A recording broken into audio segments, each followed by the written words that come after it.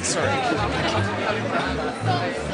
Lucky to find anywhere to sit. Ah, there's Inchcape. Hello.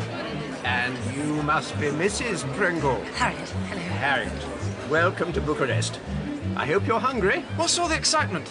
Florica's singing tonight. Florica? An entertainer and the mistress of the Minister of Information. Who is sitting just over there with his wife. And I thought Bucharest was going to be boring. I'm afraid this is the best table I could find. I was told we were lucky to get anything at a time of war. Hello, Guy. Clarence, Harriet, this is my colleague Clarence Lawson. My wife, Harriet.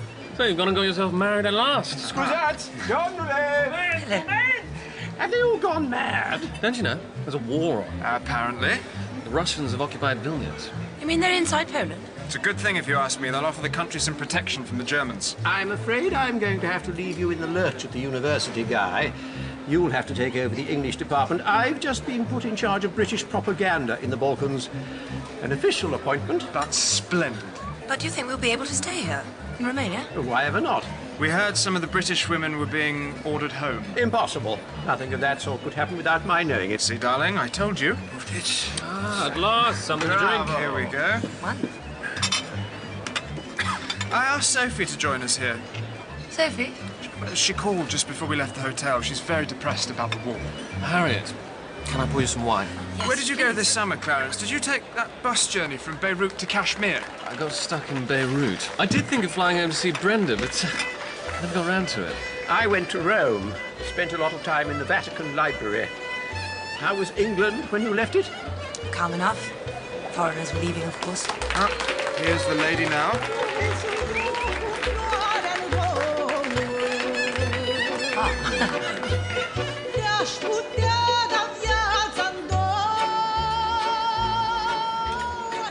Do you think the minister's wife knows about her husband's affair with Florica? Of course. But the convention requires her to pretend she doesn't. Here's your friend now. We won't have enough chairs. You can have mine. Only come over to say Oh, do sit down, Clarence, and stop hovering there like some great moth. Oh,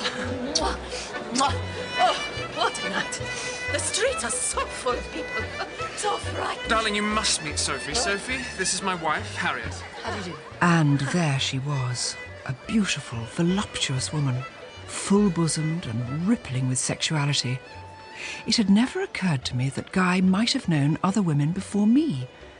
But she was leaning across the table and he was kissing her cheek, and my jaw was just about to make an undignified descent into my lap when I pulled myself together and gave her my hand, which she squeezed unpleasantly in her bejewelled paw. This war, such a terrible thing.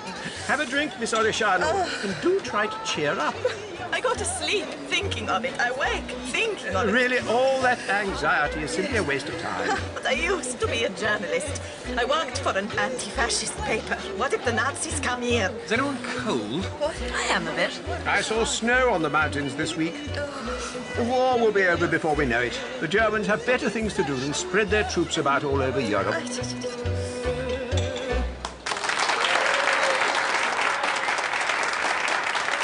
I expect at some time in your life you've seen a child at the dinner table determined to be the centre of attention, pointing, screaming, banging its fists. Well, Sophie Orishanu shared a great deal in common with such a child. She had a different arsenal at her disposal, but her objectives were pretty much the same. When her irritating babble no longer held everyone's attention, she switched tactics and played the helpless, sniffling female, dabbing at her nose with a handkerchief and reeling Guy in like some great fish. I could have kicked her all the way to Transylvania. I'm so very, very Whatever is the matter? Oh, God. It is nothing to be discussed in public. Ah, there you are. Good evening, Yakimov. Have a drink. Most kind. Not that I haven't earned it. A journalist's life is not an easy one, but someone has to report on the momentous events of the day. It is not so difficult to be a journalist, I think. But if the Nazis come here, I think... The nasties, that's what I call them. Yes. Don't know what happened to them. They started out all right, but they overdid it somehow. I imagine you were at Eton, Yakimov. Eton boys always have a way with understating things. Alas, my poor old dad couldn't cough up. I went to one of those horrid schools where Marshall is beastly to Snellgrove and Debenham much too fond of Freebody.